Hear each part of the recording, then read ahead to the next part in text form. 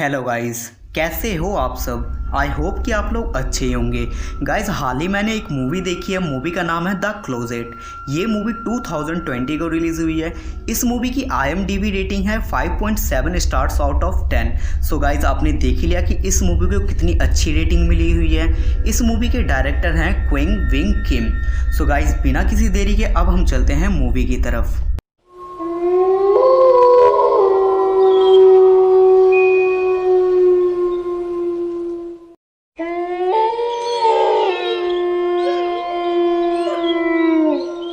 Guys, ये movie Korea की है और कोरिया में एक लेडी डांस कर रही होती है जो प्राचीन लोगों के हिसाब से पूजनीय माना जाता है। वो डांस करते करते उनका बिहेवियर बिल्कुल बदल जाता है और वो अलमारी के साइड कुछ इशारे करती है। इशारे करते करते वो अपना लास्ट में गला काट लेती है और ये घटना जब हुई थी ये एक रहस्य बन के रह जाता है और वहाँ पे क्या हुआ था ये हमें आगे पता चलेगा।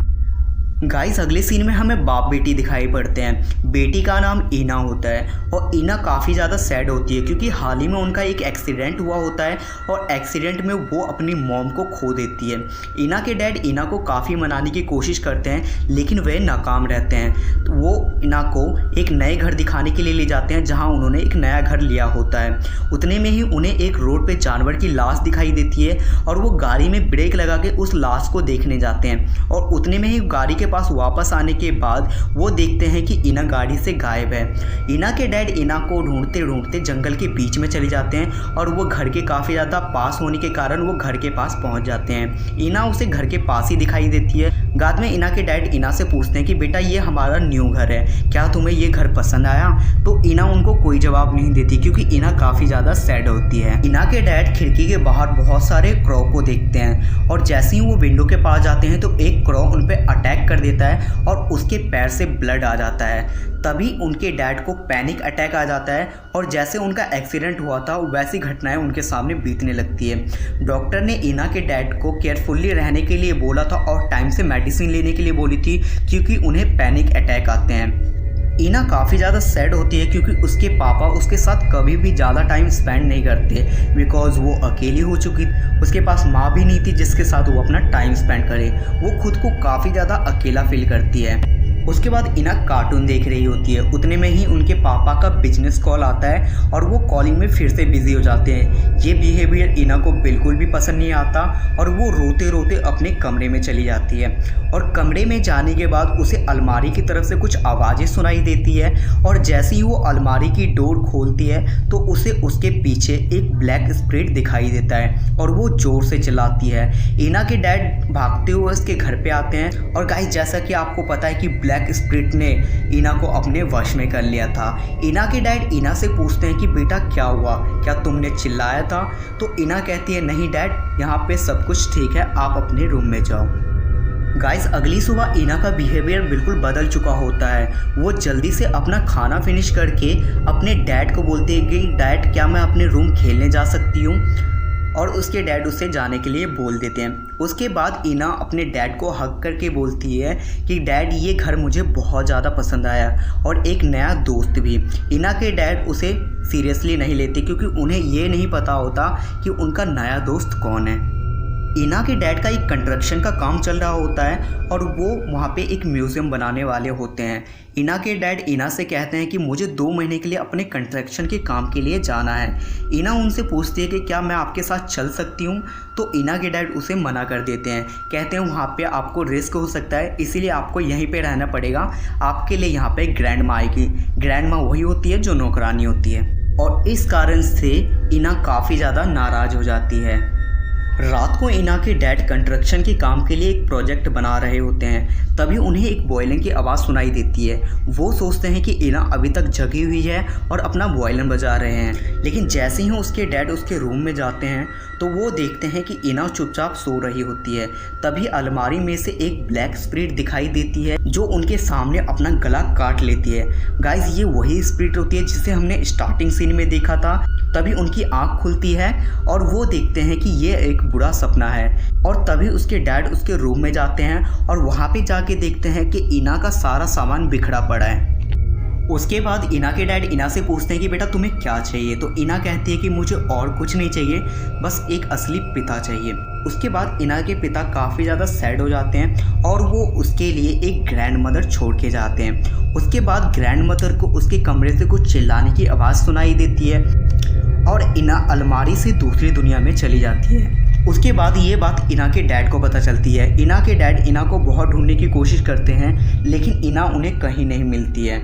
इना के डैड को इना के ग्रैंड मदर पर शक होता है क्योंकि जब वो उसे छोड़ के गए थे तो उसके साथ बस ग्रैंड मदर ही थी।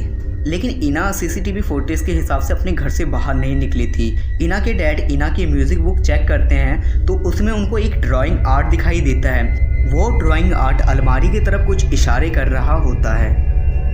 तभी वहाँ एक आदमी आता है जो खुद को इंटरनेट कनेक्शन ऑपरेटर बताता है और वो स्पिरिट ट्रैक मीटर लेके स्पिरिट का पता लगाता है। वो मीटर स्पिरिट का संकेत इना के रूम के अलमारी में बताता है। उसके बाद इंटरनेट कनेक्शन ऑपरेटर वहाँ आता है जो रियल वाला इंटरनेट कनेक्शन ऑपरेटर होता है और वो बताता है कि आपकी इंटरनेट वायर किसी ने काट दी थी इसलिए आपका इंटरनेट नहीं चल रहा है। इसके बाद इना के डैड को उस पर शक हो जाता है जो पहले आया था तो ये झूठ बोल रहा है और उसके बाद वो आदमी अपनी पूरी सच्चाई बताते हैं कि उसका नाम मास्टर हंग है और वो वहाँ पे किस वजह से आया है। वो बताता है कि तुम्हारी बेटी कहीं खोई नहीं है, तुम्हारी पहली बेटी नहीं है जो तुम्हारे घर से गायब हुए। ऐसे 32 बच्चे हैं जो अपने घर से खेलते खेलते गायब हो चुके हैं। फिर वो गायब हुए बच्चे की फ़ोटोग्राफ दिखाते हैं। गायब होने से पहले सारे बच्चों का इशारा अलमारी की साइड ही होता है और ये सब इना के डैड को बकवास लगता है। फिर वो मास्टर हंग को घर से बाहर निकाल देते हैं। फिर मास्टर हंग कहते हैं कि आपको मेरी बात पे विश्वास नहीं है लेकिन मीडिया का मानना है कि आपने अपने बेटी की जान ले ली है। उसके बाद इना के डैड मास्टर हंग से कहते हैं कि इना को ढूंढने के लिए क्या करना होगा। तो मास्टर हंग कहता है कि इसके लिए हमें पूजा की सामग्री लानी पड़ेगी।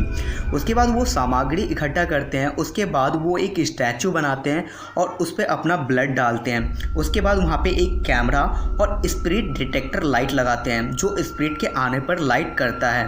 थोड़ी ही देर में वहाँ पे वायलिन की आवाज़ सुनाई देती है और ये लोग सीसीटीवी कैमरे में ये सब चीज़ देख रहे होते हैं और वो जो स्टैचू उन्होंने बनाया था उसको वो तहस नहस करके चला जाता है। उसके बाद मास्टर हंग बोलता है कि ये साधारण स्पिरिट नहीं है, हमें कोई बड़ी डॉल या ज़्यादा ब्लड डालना पड़ेगा। उसके बाद गाइस मास्टर हंग एक बड़ा सा डॉल वहाँ पे रख देते हैं और उस पर काफ़ी ज़्यादा ब्लड डोनेट करने के बाद वो उस चीज़ का वेट करते हैं कि स्पिरिट आए और इसे ले जाए। लेकिन काफ़ी देर वेट करने के बाद वहाँ पे कोई नहीं आता और मास्टर हंग सो जाता है। उसके बाद इना के डैड को वहाँ पे कुछ हलचल नज़र आती है। उसके बाद सीसीटीवी कैमरा जो है वो बंद हो जाता है। इना के डैड सीसीटीवी कैमरे को रिकनेक्ट करने जाते हैं। उतने में ही इना के रूम से इना की आवाज़ सुनाई देती है और वो कहती है डैड मेरे पास आओ। और इना के डैड उस ब्लैक स्पिरिट के जाल में फंस जाते हैं और जैसे ही ये डोर ओपन करके उस रूम में जाता है अलमारी के सारे स्पिरिट इस पर हमला कर देते हैं। उसके बाद मास्टर हंग उन्हें गाइड करता है। उनके कान में उन्हें ब्लूटूथ डिवाइस कनेक्टेड होता है और वो उन्हें कहता है कि आप अपनी आंख बंद कर लो क्योंकि अंधेरी दुनिया के जो स्पिरिट होते हैं वो खुली आंखों से ही देखा जा सकता है, अदरवाइज़ उनकी आंखें भी बंद हो जाती है। और वो इन्हें गाइड करता है कि अपनी आंखें बंद करके घर से बाहर निकलो। और थोड़ी ही देर में मास्टर हंग को ये दिखाई देता है म्योंगचिंग की स्पिरिट उसके सामने आ जाती है और वो उसे काफ़ी ज़्यादा चोट पहुंचाती है। उसके बाद इना के डैड मास्टर हंग को हॉस्पिटल ले जा रहे होते हैं। हॉस्पिटल ले जाते के टाइम मास्टर हंग इना के डैड से म्योंगचिंग का नाम लेते हैं और इना के डैड म्योंगचिंग की खोज में निकल जाते हैं। जंगल में उसे म्योंगचिंग के डैड मिलते हैं। वो बताते हैं कि मैंने अपनी बेटी को 10 साल तक ढूंढा पर वो मुझे नहीं मिली। बाद में इना के डैड म्योंगचिंग के डैड को एक डॉल दिखाते हैं और म्योंगचिंग के डैड उस डॉल को देखते ही काफ़ी ज़्यादा आग बबूला हो जाते हैं और गुस्से में उस डॉल को जाकर जला देते हैं। और जलाने के साथ म्योंगचिंग की स्पिरिट आती है और म्योंगचिंग अपने डैड को मार देती है। म्योंगचिंग की आत्मा उसके पिता के शरीर में प्रवेश कर जाती है और वो इना की डैड की जान लेने लगती है। और उतने में ही मास्टर हंग वहाँ पे आते हैं और वो इना के डैड को बचा लेता है। म्योंगचिंग के पिता मर चुके होते हैं और म्योंगचिंग उन्हें अपने साथ ले जाते हैं अलमारी वाली दुनिया में। उसके बाद मास्टर हंग इना के डैड को सारी सच्चाई बताते हैं कि जो भी बच्चे जिनको माता पिता का प्यार नहीं मिलता या उनके साथ जो टाइम स्पेंड नहीं कर पाते या जो बच्चे अपने माता पिता से खुश नहीं रहते, उन्हें ये अपनी अलमारी वाली दुनिया में लेके चले जाते हैं। और अब तक में जितने भी केसेस आए हैं वो सारे बच्चे अपने माता पिता से नाखुश थे और तभी वो अलमारी वाली दुनिया में उसे स्पिरिट ले जाता है। और तभी इना के डैड बोलते हैं कि जब मुझे पैनिक अटैक आता है तब मैं इना को देख पाता हूँ। तभी वो मास्टर हंग से बोलते हैं कि क्या तुम मुझे अलमारी की पीछे वाली दुनिया में भेज सकते हो। मास्टर हंग उसे बोलते हैं कि ये काफ़ी ज़्यादा खतरनाक है और इसमें तुम्हारी जान भी जा सकती है, लेकिन इना के डैड नहीं मानते। इना के डैड कहते हैं कि तुम मुझे अलमारी की उस दुनिया में भेज दो और मैं अपनी बेटी को वापस लाना चाहता हूँ। फिर मास्टर उसे बोलता है कि तुम कैफीन की गोली लेकर उस दुनिया में जा सकते हो, लेकिन एक चीज़ याद रहे, तुम आधे घंटे के लिए ही उस दुनिया में रह सकते हो। अगर तुम आधे घंटे के अंदर उस दुनिया से वापस नहीं आए तो तुम्हारी मृत्यु हो जाएगी और तुम हमेशा हमेशा के लिए अलमारी की उसी दुनिया में रह जाओगे।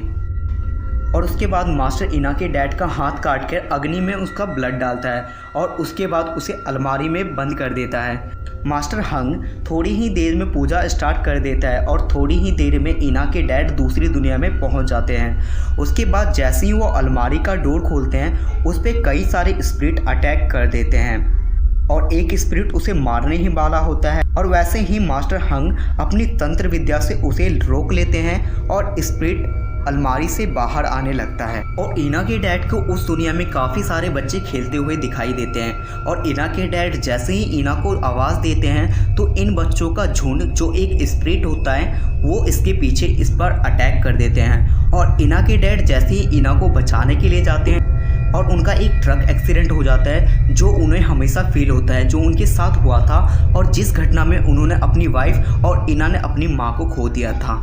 और थोड़ी ही देर में उन्हें वहाँ पे म्योंगचिंग दिखाई देती है और म्योंगचिंग इना से कहती है कि तुम अपने पिता को मार दो। तभी मास्टर म्योंगचिंग की मॉम की छवि वहाँ पर पहुँचा देता है और म्योंगचिंग नॉर्मल हो जाती है। म्योंगचिंग की माँ अचानक से गायब हो जाती है और वो काफ़ी रोने लगती है। फिर सब कुछ गायब हो जाता है और टाइम ख़त्म होने वाला होता है और अगर टाइम रहते वो वापस नहीं आ पाए तो हमेशा हमेशा के लिए वो अपनी बेटी को नहीं बचा पाएंगे। और फिर इना के डैड भागते हुए अलमारी के गेट तक आते हैं और अलमारी से बाहर निकल जाते हैं। फिर सब कुछ बिल्कुल नॉर्मल हो जाता है। फाइनली वो अपनी बेटी को बचा लेते हैं। गाइस फाइनली इना के डैड ने इना को बचा लिया था। इसके बाद मास्टर, इना के डैड और इना खुशी खुशी अपना जीवन बिताते हैं। सो गाइस आई होप कि आपको आज की ये वीडियो पसंद आई होगी।